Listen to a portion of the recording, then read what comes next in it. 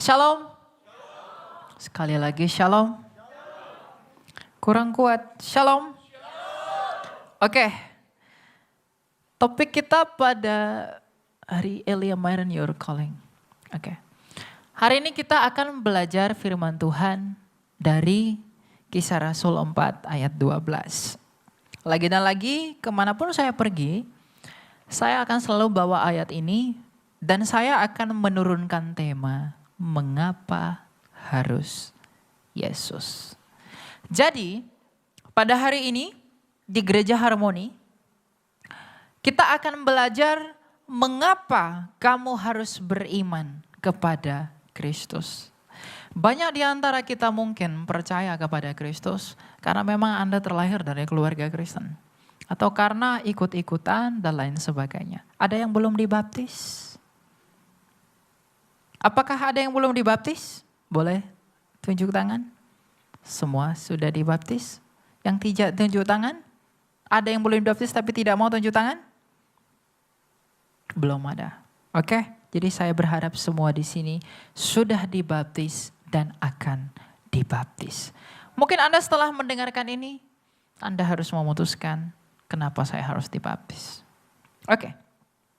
Kisah Rasul 4 ayat 12 berbunyi, ini surat dari Rasul Lukas, penulis Kisah Rasul. Dan keselamatan tidak ada di dalam siapapun juga selain di dalam Dia. Dia di sini adalah Kristus. Sebab di bawah kolong langit ini tidak ada nama lain yang diberikan kepada manusia yang olehnya kita dapat diselamatkan. Sekali lagi, dan keselamatan tidak ada di dalam siapapun juga selain di dalam Kristus. Sebab di bawah kolong langit ini tidak ada nama lain yang diberikan kepada manusia yang olehnya kita dapat diselamatkan. Ini merujuk kepada nama apa? Kepada apa yang disaksikan oleh malaikat dalam Lukas 2 ayat 11. Hari ini telah lahir bagimu Kristus Tuhan di kota Daud. Apa yang membuat saya harus percaya kepada Kristus dan apa yang membuat saya harus mengerti mengapa keselamatan itu hanya ada di dalam Kristus? Apa yang harus membuat saya bisa mengerti mengapa di bawah kolong langit ini selain di dalam nama Kristus keselamatan itu tidak ada? Kamu harus mengerti sejak semula kamu dicipta sebagai apa? Allah itu tidak berubah. Allah itu sempurna. Kalau dia berubah, dia bukanlah Allah. Di dalam Kejadian 1 ayat 28, ayat 26, Tuhan itu menciptakan kita semua, nenek moyang kita melalui Adam, itu segambar dengan rupanya Dia. Kita manusia itu dicipta menurut gambar Allah. Siapa itu gambar Allah? Kolose 1 ayat 15, gambar Allah sendiri adalah Kristus.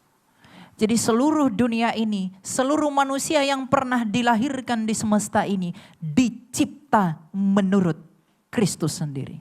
Jadi kalau ada manusia tidak mau bergabung kepada tahtanya Kristus, dia tidak mengetahui dia siapa. Karena seluruh manusia itu diciptakan melalui Kristus. Tetapi apa tujuanmu dicipta? Kejadian 1 ayat 28 dikatakan, beranak cuculah dan penuhilah seluruh bumi. Jadi kita manusia yang diciptakan oleh Allah kita, yang diciptakan menurut gambar dan rupanya. Kita diciptakan di bumi ini tujuannya adalah untuk memenuhi seluruh bumi. Dan dikatakan engkau harus berkuasa atas bumi. Engkau berkuasa atas burung-burung di udara dan juga ikan-ikan yang ada di laut. Artinya Bapak Ibu, sejak semula kita diciptakan di dunia ini adalah untuk menjadi penguasa atas bumi ini. Tapi akhirnya kepenguasaan itu tercemar oleh karena ketidaktaatan nenek moyang kita. Dengan berdosanya Adam, dengan jatuhnya dia ke dalam dosa, maka seluruh keturunan itu menjadi cemar, menjadi rusak. Tuhan berkata, jangan kamu makan buah yang ada di pohon pengetahuan itu. Anda jangan berpikir bahwa karena buah itu sakti, maka ketika dia dimakan kita jadi berdosa. Yang membuat kita menjadi berdosa adalah karena kita memilih untuk tidak taat kepada kuasa Allah. Maka kita berdosa. Makanya Rasul Paulus dalam suratnya kepada jemaat di Roma berkata, oleh karena ketidaktaatan satu orang, seluruh manusia menjadi berdosa. Tapi oleh karena kebenaran Kristus, kamu dibenarkan. Maka kita akan belajar kebenaran Kristus. Ketika nenek moyang kita Adam dan Hawa jatuh ke dalam dosa, yang tadinya dia diciptakan di bumi ini untuk tujuan yang kekal, dan mereka menjadi berdosa, maka mereka mewarisi upah dosa yang adalah kematian. Tuhan kita Allah yang Maha Kuasa, Tritunggal Maha Kudus, itu tidak pernah menciptakan kamu dan saya untuk mati. Dia tidak pernah menciptakan saya dan kamu untuk tersiksa di dalam maut. Dia menciptakan saya dan kamu di dunia ini, itu dengan kesucian dan kekudusan yang kita warisi dari Allah. Karena kita dicipta dan dihembuskan oleh Roh-Nya yang kudus. Tetapi dosa, kuasa dosa itu membuat kamu terpisah dari Allah. Maka ketika manusia itu berdosa, dia terusir dari hadirat Allah dan disuruh pergi dari taman Firdaus itu. Ketika manusia itu sudah jatuh ke dalam dosa, maka sakit, penyakit, penderitaan, kesusahan, duka cita, ratap tangis dialami oleh manusia. Anda berpikir sampai sekarang Anda bekerja cari duit untuk makan itu karena apa? Karena dosa. Anda sakit itu Anda berpikir karena apa? Karena dosa. Sekaya apapun orang, dia pasti mengeluh. Itulah upah dosa. Dan siapakah yang luput dari dosa di semesta ini? Siapakah yang lepas dari dosa di semesta ini? Siapakah yang tidak pernah menderita di dunia ini? Semua orang telah mengalami kenyataan yang pahit bahwa kita semua menderita oleh karena dosa. Maka karena kepahitan dari dosa itu, kita semua harus mati di bawah kuasanya. Karena kita memilih untuk tidak taat kepada Allah. Maka kabar baiknya, ketika manusia itu jatuh ke dalam dosa, yang Tuhan janjikan itu adalah Mesias. Tuhan tidak berkata kepada Adam dan Hawa, aku akan memberikanmu sebuah agama yang harus kamu yakini agar kamu selamat. Ketika manusia itu jatuh ke dalam dosa, Tuhan tidak menjanjikan aku akan memberikanmu satu sistem untuk kamu anut. Tapi ketika manusia itu jatuh ke dalam dosa, yang Tuhan janjikan adalah keturunan perempuan ini akan meremukkan kepala iblis. Dan iblis akan meremukkan tumit anak itu. Dan semua para nabi sejak zaman Musa selalu bernubuat. Musa mengatakan bahwa akan seperti aku. Mika mengatakan dia akan lahir di kandang domba Ve'atah Migdal Eder. Yesaya mengatakan dia akan mati di antara dua penjahat. Dia mati bukan karena kesalahannya, tapi dia mati oleh karena pelanggaran kita. Daud mengatakan ia akan mengucapkan Eli Eli lama sabahtani ketika tangan dan kakinya terpaku. Seluruh para nabi selama 2000 tahun menanti-nanti pribadi itu. Maka pada tahun 4 sebelum Masehi lahirlah pribadi di sebuah kandang domba yang begitu hina di suatu kota kecil, kota nenek moyangnya di Bethlehem. Dan pribadi itu bernama Yesus Kristus. Mengapa Anda harus percaya kepada pribadi yang satu ini? Karena kelahirannya di tempat itu bukan kelahiran biasa, tapi kelahirannya di tempat itu yang akan Anda rayakan beberapa minggu ke depan adalah kelahiran yang mendatangkan sukacita bagi dunia ini. Makanya dikatakan dalam Yohanes 3 ayat 16, karena begitu besar kasih Allah akan dunia ini sehingga ia mengaruniakan anak yang tunggal supaya setiap orang percaya kepadanya tidak binasa melainkan beroleh hidup yang kekal. Apa yang membuat saya Ketika percaya kepada anak manusia itu saya memperoleh kekekalan. Apa yang membuat saya ketika saya percaya kepada hadiah dari Allah itu, saya memperoleh hidup.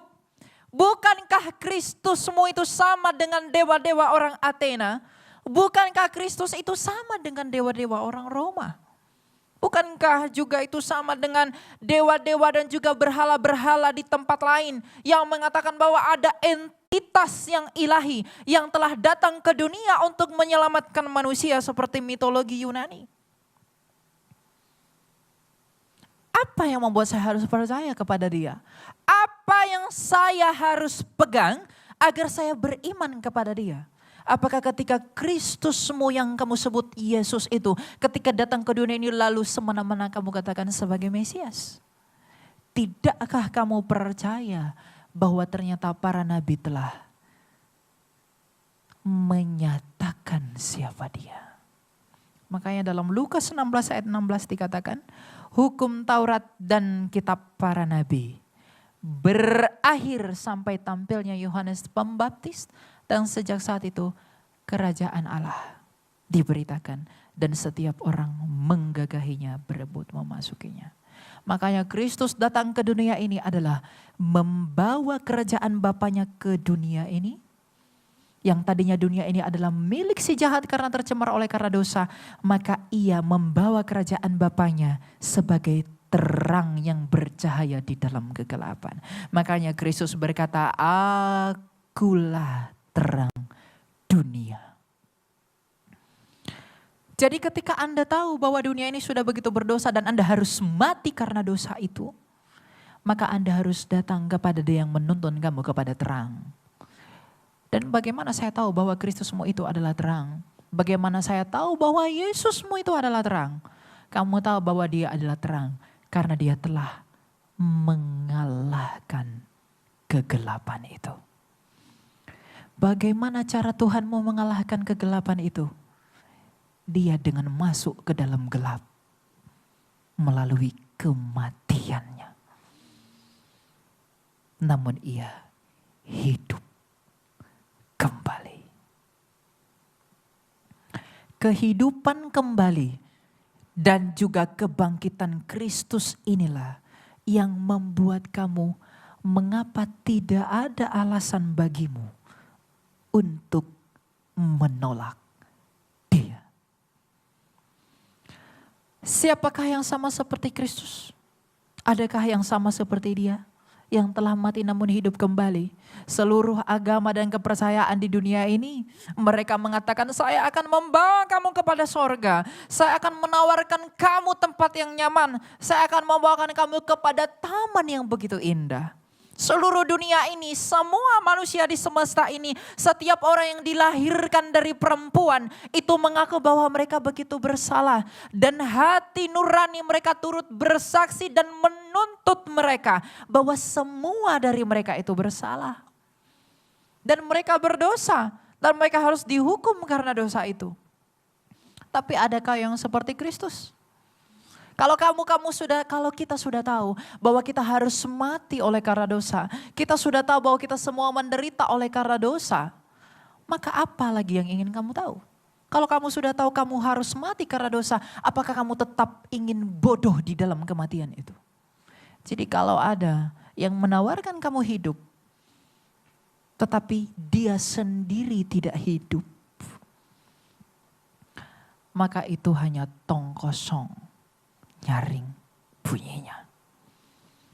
Makanya ayat Alkitab berkata, kalau Dia tidak dibangkitkan, maka sia-sialah kepercayaanmu. Inilah alasan mengapa Anda percaya kepada Kristus. Dan inilah alasan mengapa kamu harus dibaptiskan di dalam Kristus. Kenapa? Karena tidak ada yang telah hidup kembali selain daripada Kristus. Kehidupan kembali Kristus sebagai yang sulung dari segala manusia, itu membuktikan bahwa Dia telah mengalahkan dan menginjak maut itu dan menang di dalam kebangkitannya. Maka tergenapilah janji Allah kepada Adam. Iblis itu berusaha menginjak tumit Kristus dengan menyalibkannya. Tetapi Kristus sendiri menginjak maut itu dengan kebangkitannya.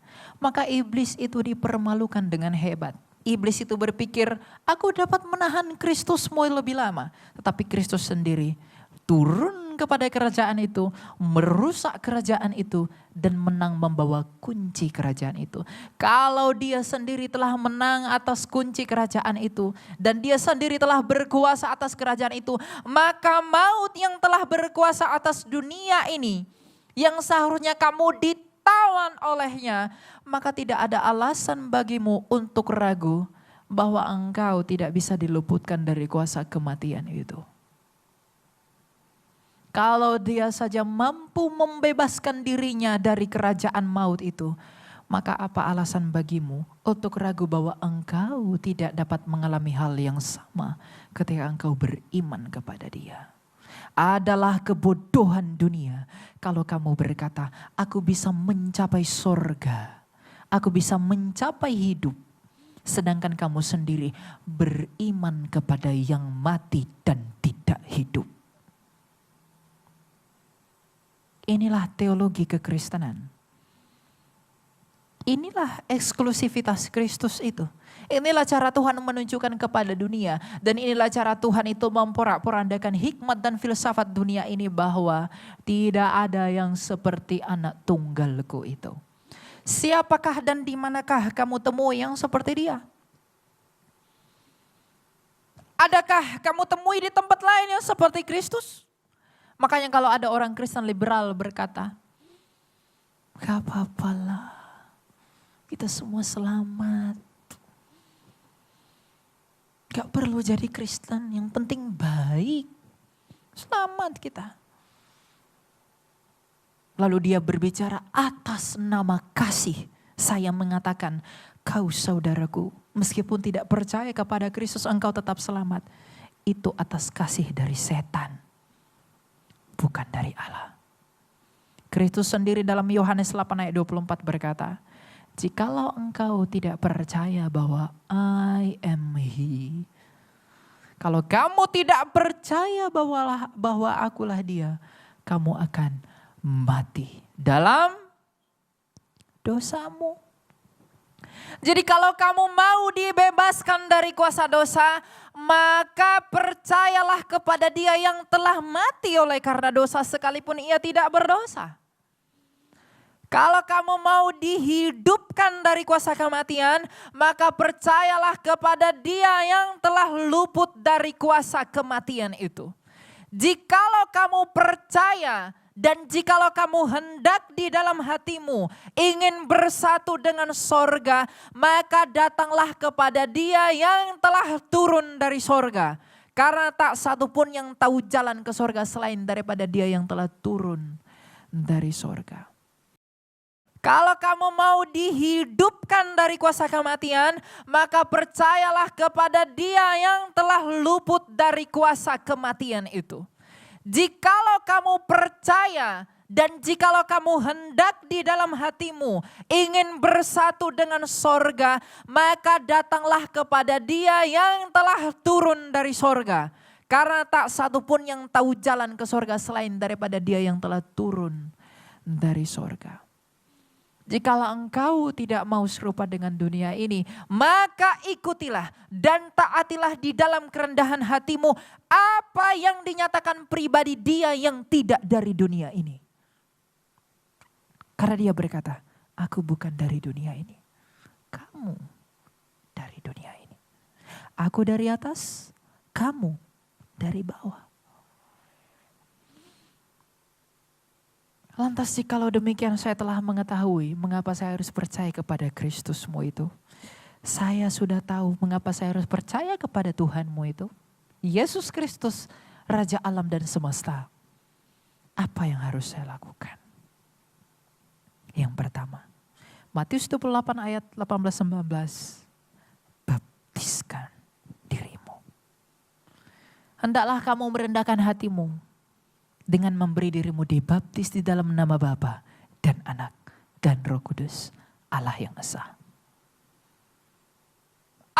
Saya tidak mau jadi Kristen, kenapa? Ribet. Saya tidak mau jadi Kristen, kenapa? Repot. Menjadi Kristen atau tidak, to follow Jesus atau tidaknya, itu bukan tentang kamu pinter atau bodoh. Atau tentang kamu kaya atau miskin. Atau tentang kamu kuat atau lemah. Satu hal yang paling kamu perlukan, satu-satunya yang kamu perlukan untuk bisa percaya kepada Kristus, yang baru saja kita pelajari itu adalah kerendahan hati. Kalau kamu masih merasa, aku perbuatan baikku, kalau ku tabung-tabung masih bisa membawa aku ke surga. Aku bisa dengan caraku sendiri, aku bisa sampai kepada hadirat Allah. Kalau kamu masih berusaha mencari Allah di dalam kekotoranmu, Adam saja dilempar dari surga hanya karena satu dosa. Bagaimana kamu mungkin yang berlumuran dosa berharap bersatu dengan Dia?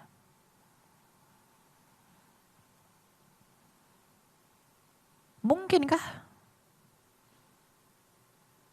Keinginan hatimu yang kotor, pikiranmu yang jahat, apakah itu bisa kamu imbangi dengan kesalehanmu? Yesaya saja yang sudah kelas nabi besar berkata, perbuatan baikku seperti kain pembalut wanita di hadapanmu. Yesaya berkata begitu. Artinya perbuatan baikmu tidak berarti apapun di hadapan Tuhan. Tapi kalau kamu bersatu di dalam Kristus, maka perbuatan baikmu sekecil apapun, itu akan diperhitungkan dan kamu tidak kehilangan upahmu. Tapi kalau kamu di luar Kristus, sebanyak apapun perbuatan baikmu itu tetap akan kamu bawa ke dalam neraka. Bukan aku yang menghakimi engkau dan bukan aku yang menghakimi siapapun, tapi firman Allah lah yang menghakimi kita. Karena memang demikian yang disampaikan oleh Kristus yang kita imani itu, maka oleh karena kasih dan di dalam kerendahan hati kita, marilah kita semua terpanggil bersama-sama dan bersatu di dalam penginjilan. Injililah semua orang. Bawalah semua orang untuk bersatu di dalam hidup itu. Kalau kamu benar-benar mengasihi saudaramu, kalau engkau benar-benar mengasihi siapapun, maka jangan izinkan jiwanya itu untuk binasa. Jangan izinkan rohnya itu untuk mati dalam kekekalan. Tapi izinkanlah ia untuk mendengarkan kuasa dari pemilik hidup. Karena apa yang kamu harapkan dari kematian? Apa yang kamu harapkan dari kebinasaan?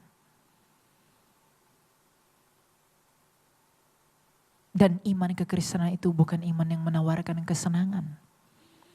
Satu-satunya pengajaran di dunia ini yang menentang human desires itu hanya kekristenan. Tuhan Yesus berkata, ikutlah aku biar kau semakin kaya. Bukan. Ikutlah aku biar kamu semakin kuat. Bukan. Ikutlah aku supaya engkau semakin glowing. Bukan. Ikutlah aku supaya kamu semakin tampan. Bukan. Ikutlah aku, pikul salibmu, menderitalah dan matilah bersamaku. Karena apa?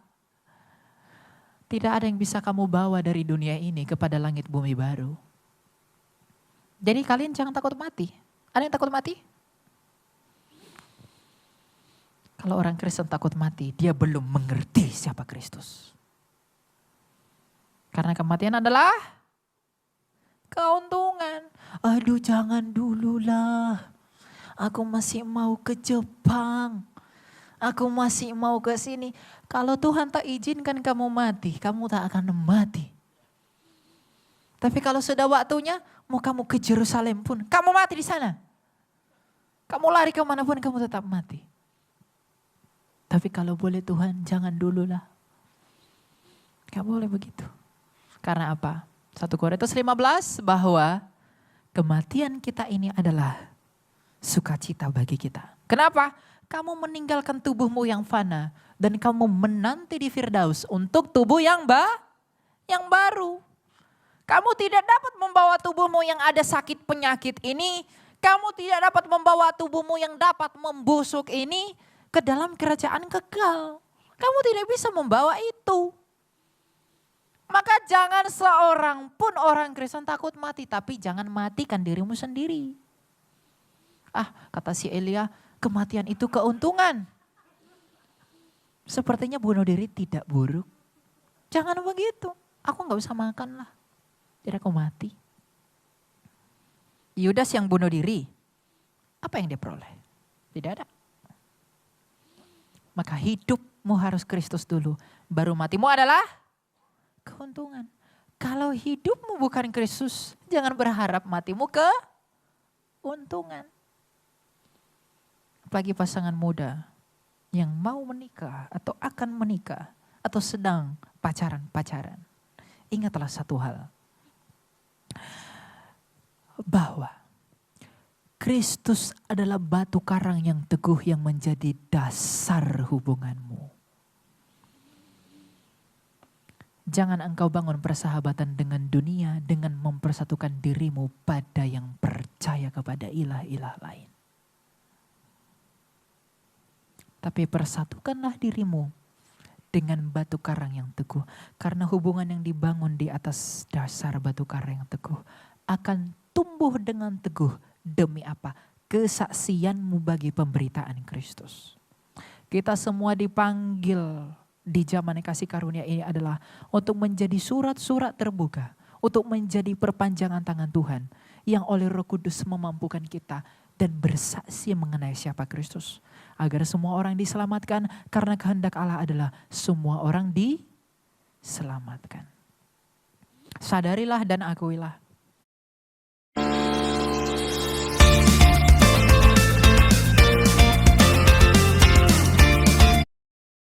Selamatkan. Sadarilah dan akuilah bahwa saya sendiri dan kamu semua adalah orang berdosa. Bahkan mungkin saya adalah orang paling berdosa. Tapi justru di dalam keberdosaan kita inilah Tuhan menunjukkan betapa sabarnya Ia terhadap kita. Dan kalau Ia sendiri dan kamu sendiri telah tahu bahwa betapa sabarnya Ia menanti-nanti kita sebagaimana Ia begitu sabar menanti-nanti bangsa Israel. Maka kamu harus memutuskan untuk bertobat dan kembali kepada jalan Kristus. Jikalau kamu tidak berbuah, maka kamu pun akan dibuang. Apakah saya cukup harus beriman saja? Ya sudah, saya percaya Yesus. Saya ke gereja, saya kasih persepuluhan, udah. Tidak. Kamu harus berbuah.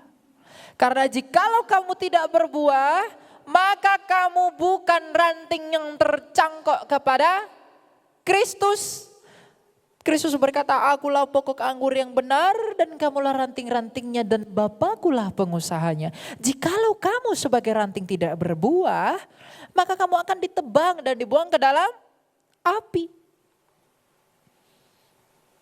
Maka kita semua harus berbuah. Buah kita apa? Hidup yang benar.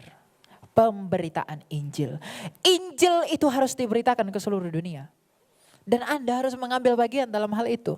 Jangan kamu egois, menikmati keselamatan itu sendiri-sendiri.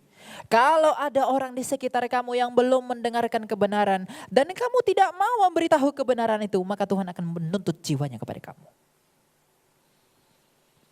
Ini bukan karangan saya. Tugas kamu adalah menginjili. Para rasul dipanggil itu untuk menginjili. Kamu juga dipanggil begitu. Bahkan Tuhan Yesus berkata, kamu akan bisa melakukan yang lebih besar. Kita dipanggil untuk itu. Jadi kuasa Kristus yang telah mempersatukan kita dengan Sang Bapa di dalam kasih karunia-Nya melalui penebusannya dengan menumpahkan darahnya di atas kayu salib. Itu menjadi kebanggaanmu yang tiada berkesudahan. Artinya salib Kristus itu adalah kebanggaanmu. Jangan bertepuk dada karena engkau kaya. Jangan bertepuk dada karena engkau pintar. Jangan engkau bertepuk dada karena engkau kuat. Tapi hendaklah engkau bersuka cita dan bermegah oleh karena engkau mengenali Dia di dalam belas kasih-Nya di dalam Bapa, keadilannya di dalam Kristus, dan kebenarannya di dalam Roh Kudus. Agar apa? Agar senantiasa kemanapun engkau pergi, ketika engkau melihat rupa-rupa dunia ini, engkau selalu mengingat bahwa ada satu nyawa yang kudus dan yang tidak berdosa yang telah diberikan bagiku untuk menyelamatkanku.